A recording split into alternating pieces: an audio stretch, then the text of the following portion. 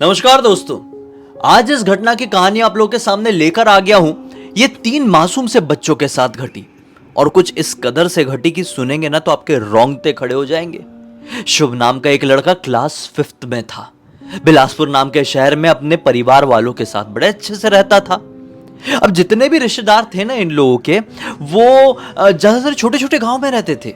इसलिए जब कभी भी गर्मियों की छुट्टी पड़ती थी तो गांव वाले उन रिश्तेदारों को ऐसा हो जाता था कि हमको बिलासपुर जाना है, क्योंकि बिलासपुर तो शहर में बढ़िया अपनी गर्मी की छुट्टी मनाएंगे। अब जब कभी भी इन लोगों के रिश्तेदार बिलासपुर आते थे तो शुभ बहुत खुश हो जाता था, क्योंकि केवल रिश्तेदार नहीं, रिश्तेदार के बच्चे भी आते थे, यानी कि शुभ के कजिन्स लोग आएंगे तो किसको खराब लगेगा, क्योंकि कजिन दोस्तों जैसे होते हैं। सब मिलजुल के बढ़िया बाहर खेलने जाते थे, घूमने जाते थे। ऐसा टाइम पास होता था पूरी गर्मी की छुट्टी में कि कैसे गर्मियां निकल गई पता ही नहीं चलता था। ऐसे ही भाई एक बार की बात है, जब ये शुभ 5वीं क्लास के एग्जाम दिया था और छुट्टियां चल रही थी, तो गांव से उसके 2 कजिन आए, यानी पूरा परिवार आया उनका। मैं बच्चों के ऊपर कहानी है ना, तो बच्चों के ऊपर फोकस कर रहा हूं। तो 2 बच्चे आए इनके घर पे। एक का नाम था दीपाली, लड़की थी, और एक का नाम था श्रेष्ठ, ये लड़का था। और शुभ की सबसे ज्यादा इनसे ही बनती थी। जब ये लोग इनके घर पर आए तो शुभ ने बोला कि यार हम लोग तो बहुत मजे करेंगे, और इस बार अपने घर वालों, अपने पेरेंट्स को नहीं बताएंगे कि हम लोग कहां घूमने के लिए जा रहे हैं। मैंने ढेर सारी जगहों के बारे में पता करके रखा हूं, बहुत एंजॉय करेंगे, बहुत मस्ती करेंगे। मतलब शुभ हो गया ओवर एक्साइटेड। इसी ओवर एक्साइटमेंट के चलते वो अपने दोनों कजिन ब्रदर और कजिन सिस्टर को घुमाने के लिए रोज शाम को अलग अलग जगह ले जा लेता, जिस जगह के बारे में खुद शुभ को नहीं पता है, सिर्फ सुना हुआ है। 5वीं में पढ़ने वाले बच्चों को कितना कुछ पता रहेगा यार, सुन लिए तो करना है। जब इतने बच्चे छोटे होते हैं ना तो उनका ऐसा ही रहता है कि कोई कुछ कर रहा है तो हमको भी करना है। यही तो होता है बचपना। शुभ के अंदर भी था। अपने कजिन ब्रदर और कजिन सिस्टर को कहीं पे भी लेके चले जाता, घुमाता फिराता, फिर घर पे आ जाते। बढ़िया से 8 दिन कट गए इनको आए हुए। अब रिटर्न जाने के मुश्किल से 4 या 5 दिन बचे रहे होंगे। शुभ बोलता है कि तुम लोग कभी भी जा सकते हो, तुम्हारे मम्मी पापा घूमना बंद करा सकते हैं। भाई एक काम करते हैं, मैं अभी तक तुम लोग को एक बहुत इंटरेस्टिंग जगह लेकर नहीं गया हूं। एक बढ़िया वाला अबंडेंट हॉस्पिटल है, मतलब एक ऐसा हॉस्पिटल जो कि वीरान हो चुका है, वहां पर घूमने के लिए चलते हैं। वहां पर जाकर क्रिकेट खेलेंगे। अब दीपाली और श्रेष्ठ दोनों को भी क्रिकेट खेलना बहुत ज्यादा पसंद था, और शुभ को तो था ही। जैसे तैसे करके इसने उन दोनों को मनवा लिया और बोला कि भाई रोज की बात अलग थी, आज किसी भी कंडीशन में, खासकर मेरे मम्मी पापा को पता नहीं चलना चाहिए कि हम लोग कहां घूमने के लिए जा रहे हैं। दीपाली बड़ी एक्साइटेड होकर पूछती, क्यों शुभ, ऐसा क्यों नहीं पता चलना चाहिए? तो शुभ बताता है, दरअसल ना आसपास के सब लोग कहते हैं कि उस हॉस्पिटल के पास किसी भी इंसान को नहीं जाना चाहिए, बच्चों को तो आस पास भी नहीं भटकना चाहिए। वहां पे लोग कहते हैं कि कुछ ना कुछ गड़बड़ी है। अब क्या गड़बड़ी है मेरे कुछ समझ में नहीं आता है। क्या ही गड़बड़ी होगी यार, ऐसी जगह पर जाकर खेलने में कितना मजा आएगा ना। अपने बैट बॉल तैयार रखेंगे, बढ़िया से जाएंगे 5 साढ़े 5 बजे के आसपास, 1 घंटे खेलेंगे किसी को बिना बताए, और फिर लौट कर आ जाएंगे। क्या तकलीफ है, एक एडवेंचर भी हो जाएगा। दोनों खुश हो गए, दीपाली श्रेष्ठ दोनों खुश हो गए कि चलो कुछ एडवेंचरस करने जा रहे हैं। छोटे बच्चों को एडवेंचर क्या समझते हैं, उनके लिए तो यही सब होता है ना, जो पेरेंट्स ने मना कर दिया वही कर दिए, तो एडवेंचर कर लिए लाइफ में, कुछ बड़ा तीर मार लिए। हो गई शाम को बन गई थी चाय कॉफी। बच्चों को बोल रहे थे, बच्चों चाय कॉफी पी लो फिर खेलने के लिए जाना, लेकिन नहीं, बच्चों के मन में तो इतनी एक्साइटमेंट, रुकने को तैयार नहीं। उठाए अपना बैट बॉल और निकलने लगे। पीछे से शुभ की मम्मी पूछती, अरे किधर चले बैट बॉल उठा के, तुम लोग तो ऐसे दौड़ दौड़ के खेलते हो ना। ये बोलता है, नहीं नहीं नहीं मम्मी, आज हम लोग वो पीछे वाले ग्राउंड में जाके क्रिकेट खेलने जा रहे हैं, मजा आएगा हम लोगों, मेरे 1-2 दोस्त और आ रहे हैं। मम्मी ने बोली, देखो बच्चों थोड़ा संभल कर खेलना। ये खुश हो गए और निकल गए। ऐसा था ना भाई, पैदल चलते चलते चलते चलते ये लोग अपने घर वाले एरिया से लगभग 2.5-3 किलोमीटर आगे आ गए। अब बच्चे थे, चल रहे थे मस्ती करते करते, बातचीत करते करते, थोड़े ठहर जा रहे थे। इस वजह से हो गई पूरी रात वाला माहौल, मतलब अंधेरा हो गया। लगभग 7 साढ़े 7 बज रहे होंगे। गर्मियों के टाइम पे 7 साढ़े 7 बजे ही अंधेरा होने लगता है। घर पे चिंता, कि तीनों बच्चे कहाँ चले गए भाई? 5:30 बजे के निकले हुए हैं, ऐसी कौन सी खिलाई हो रही है इन लोगों की?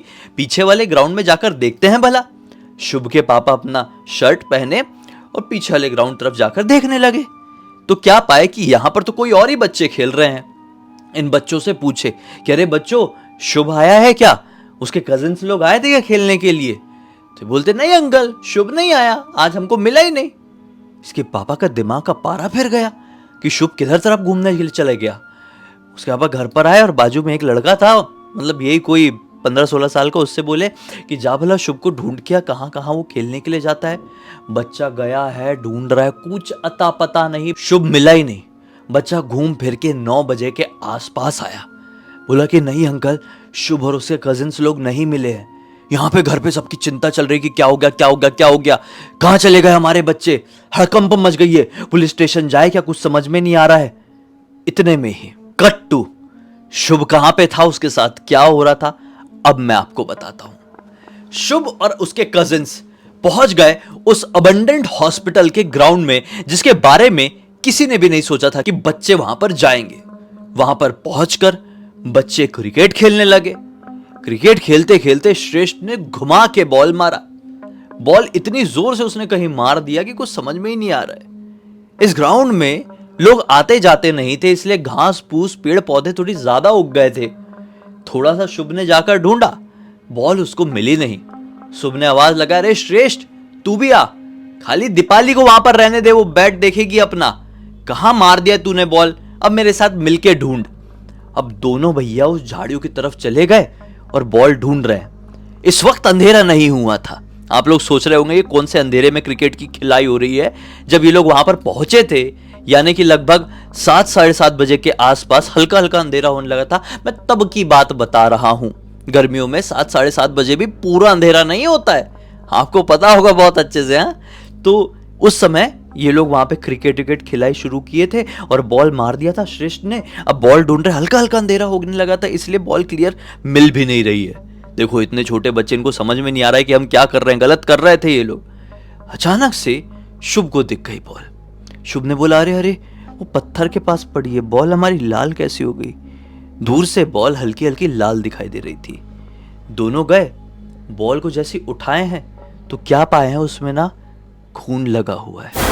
उनको बड़ा अजीब सा लगा कि बॉल शायद कहीं खून वून के ऊपर आकर गिरी होगी। तो जी हाँ, जहां पर बॉल गिरी हुई थी वहां पे इतना बड़ा थप्पा खून जैसा था। तो उन्हें सोचे कि ये क्या है भाई। तो ऐसा पैर से ही, शुभ ने जूते तो पहना हुआ था, तो पैर से ही वो खून वाले थप्पे को साफ करके देखता है कि यहां पर किस चीज का खून पड़ा हुआ है।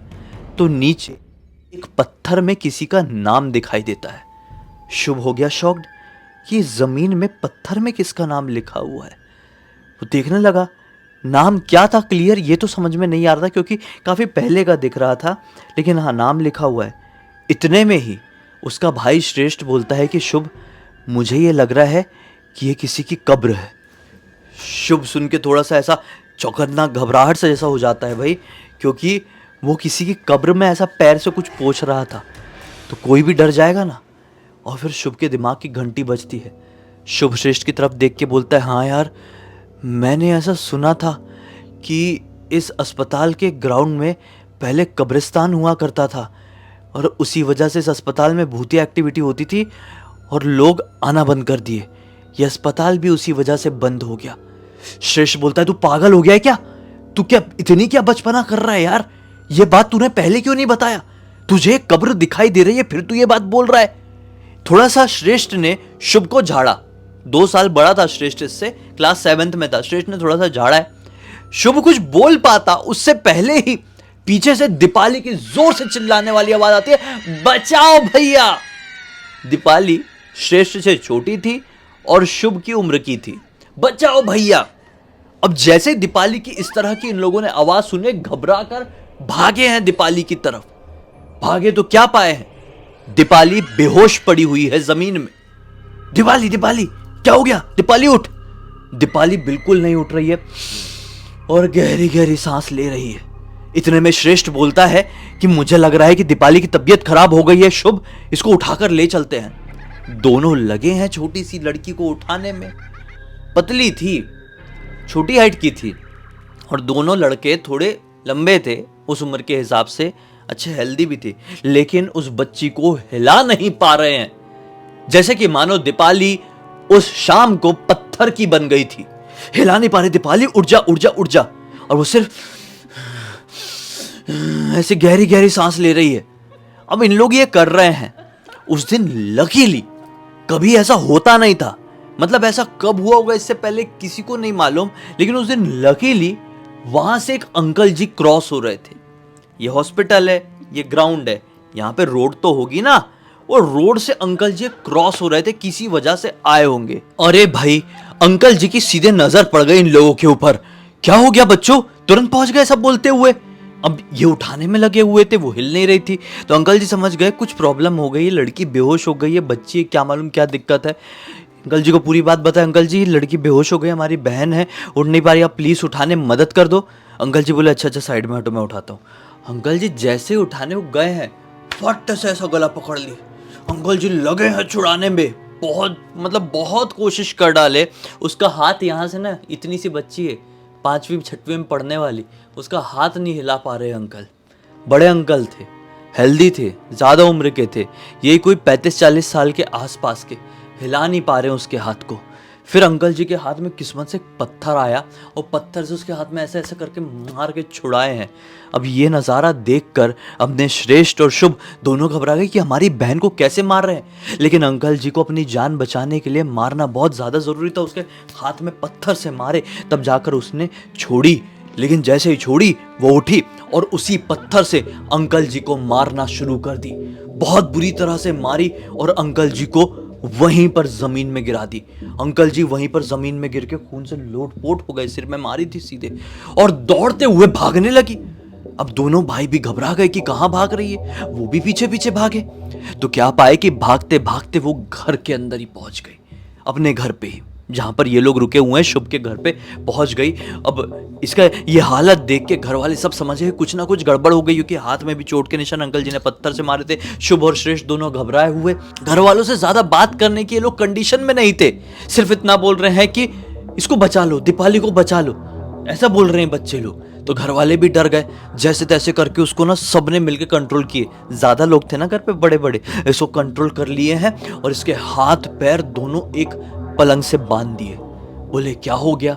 अब जाके शुभ और श्रेष्ठ ने पूरी बात बताई। शुभ के पापा ने इन लोगों को इतनी डांट लगाए हैं कि तुझे पता था ना कि वहां पर एक कब्रिस्तान था, उस कब्रिस्तान के ऊपर वो जो हॉस्पिटल था वो बना हुआ था, वहां पे आत्माएं भटकती थी, फिर वो बंद हो गया था। जब तुझे सब कुछ ये पता था तो तू क्यों अपने कजिन्स को वहां पर लेकर गए, इन बच्चों को? और तू खुद बच्चा है, तू खुद कोई बहुत बड़ा नहीं हो गया, अपने आप को बड़ा साबित करने में लगा हुआ है। ऐसा बोल के ना उसके पापा ने उसको बहुत डांटे और फिर मम्मी ने रोकी, इसको डांटते ही रहोगे या फिर दीपाली के लिए कुछ करोगे भी? फिर इसके पापा गए, एक पंडित जी को बुलाकर लेकर आए। पंडित जी ने इसको देखे और बोले कि नहीं, ये ज्यादा हार्म नहीं करेगी, ये बस एक सताई हुई आत्मा है, ये चली जाएगी इसको छोड़ के। मैं आपको एक मंत्र देता हूं, उस मंत्र का रोज जाप करो, सुबह उठते से 11 बार और सोने के पहले 11 बार कर दो, ये ठीक हो जाएगी, इसको कोई तकलीफ नहीं आएगी।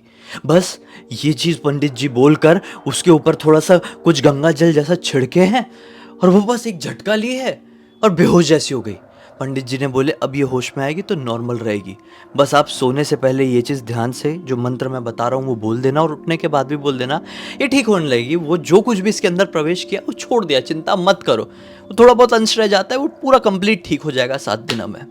बस पंडित जी ऐसा बोलकर चले गए और रात में इन लोगों ने वो मंत्र पढ़े और सब सो गए और रात में सब कुछ नॉर्मल रहा। ऐसे करते करते 7 दिन निकल गए और इन लोगों का घर जाने का जो प्लान था अब वो कैंसिल हो गया और धीरे धीरे करके पूरे 7 दिन भी बीत गए। लेकिन क्या था, 7वीं रात जब आई है सब लोगों को लगा कि अगले दिन से बच्ची पूरी तरीके से ठीक हो जाएगी। सब लोग अपने अपने कमरे में सो रहे, मंत्र वंत्र पढ़ के वैसे सोने चले गए और अचानक से बच्ची की चीखने की आवाज सुनाई दी है 12 साढ़े 12 बजे के आसपास। सब भागते हुए बच्ची के कमरे की तरफ पहुंचे तो क्या पाए हैं कि बच्ची की बॉडी पूरी बहुत खतरनाक तरीके से शिवर कर रही है। अब क्या करें?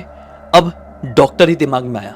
सबने फटाफट फोन किए हैं, गाड़ी लेकर कोई पहुंचा है, इसको हॉस्पिटल लेकर गए हैं। डॉक्टर ने इसको सुबह तक अपनी ऑब्जर्वेशन में रखे और बोल दिए कि अब ये नहीं बच पाएगी। आप इसको घर लेकर जाइए और जितने भी रिश्तेदार वगैरह सब हैं उनको बुलवा लीजिए। ये किसी भी ट्रीटमेंट का, किसी भी दवाई का कोई रिस्पॉन्ड नहीं कर रही है। ये बस अब हाथ से निकल चुका है ये केस। घर पे सबका रोना गाना मच गया। फाइनली क्या था, घर लेकर आना ही था। दुनियादारी में सबसे बातचीत हो गई कि बच्ची के साथ ऐसा हो रहा है। फिर अचानक से शुभ के पापा ने ही बोले कि क्यों ना, जब इतना पंडित जी से हमने किए थे, भले ये ठीक हुई नहीं हुई, लेकिन उस समय के लिए पंडित जी ने फर्क डाल दिए थे। 7 दिन तक बच्ची ठीक रही, एक बार पंडित जी को बुलाकर देखते हैं। तो दीपाली के मम्मी पापा ने बोले कि ठीक है बुलाइए। पंडित जी भैया आए हैं। पंडित जी ने देख के क्या बोले हैं कि आप लोग इतना देर क्यों कर दी हमको बताने में। ये जो आत्मा है इसके अंदर, उसने किसी और आत्मा को आमंत्रित कर ली। अब इसके शरीर में जितना हम समझ पा रहे हैं 11 आत्माओं का वास हो गया है। अब इस बच्ची को अगर सचमुच में आपको बचाना है तो इस शहर की सीमा से बाहर निकल जाइए और अपने गांव में चले जाइए। 30 दिनों तक इस बच्ची को घर से बाहर मत निकलने देना। आप जैसे इस शहर की सीमा से बाहर निकलोगे, बच्ची को मतलब बहुत ज्यादा चेंजेस फील होंगे। 30 दिनों तक फिर अपने घर पे ही बंद रखना। 31वें दिन, मतलब 31वें दिन या कहो जब भी कहो, नेक्स्ट पूर्णमासी पड़ेगी 30 दिन के बाद वाली, उस दिन घर के नियरेस्ट सबसे नजदीकी कुएं में इस बच्ची को डुबकी मरवा देना। डुबकी मार के ऐसा बाहर निकल जाना चाहिए। वो कैसे भी आप करवाएं कुएं में डुबकी, वो आप जाने।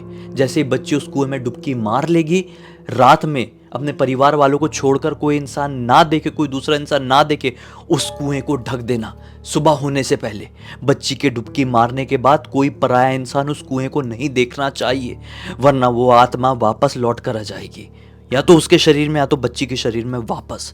जाइए जाइए, अभी निकलिए फटाफट। इन लोगों ने गाड़ी में डालें सब सामान अपना, बच्ची को डालें और निकल पड़े भैया बिलासपुर के बाहर।